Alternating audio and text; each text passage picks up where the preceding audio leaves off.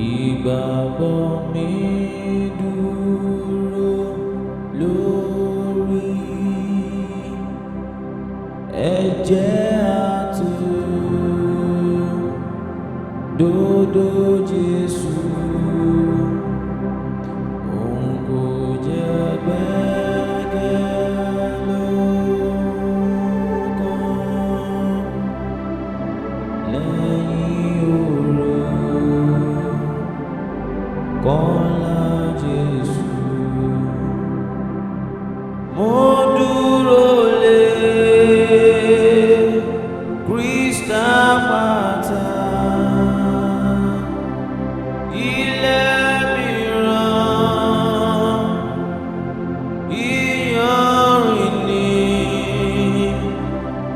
Mo dúró lé Kristi àpáta, ilẹ̀ mìíràn ìyanrìn ni. Bírè ìjẹ́ mi tilẹ̀ gùn, oore-ọ̀fẹ́ rẹ̀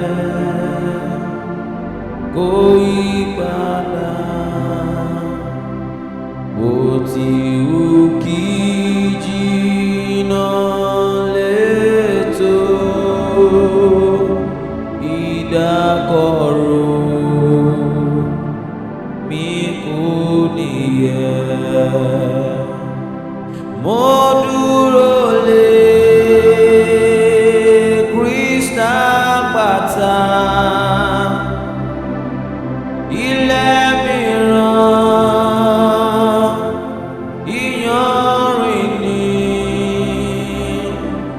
Mo dúró lé Kristi àpáta,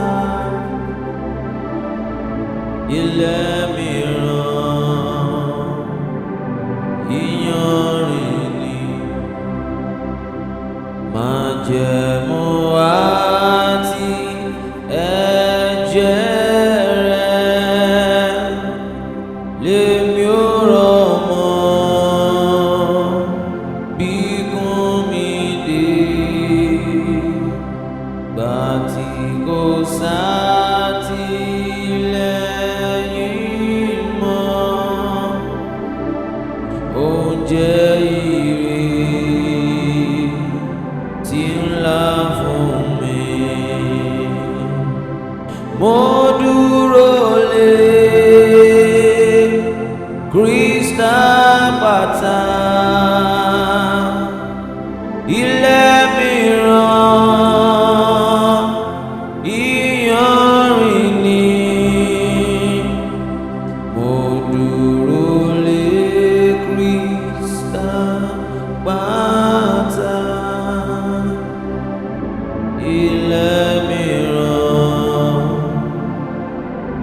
ìyanrìn ni.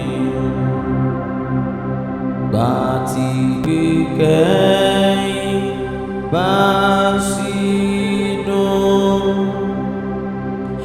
à ń balẹ̀ wá nínú Jesu. Kí òdodo rẹ̀ nìkan kí n dúró ní wájú ìtẹ́. Mo dúró lé Kristi àpáta,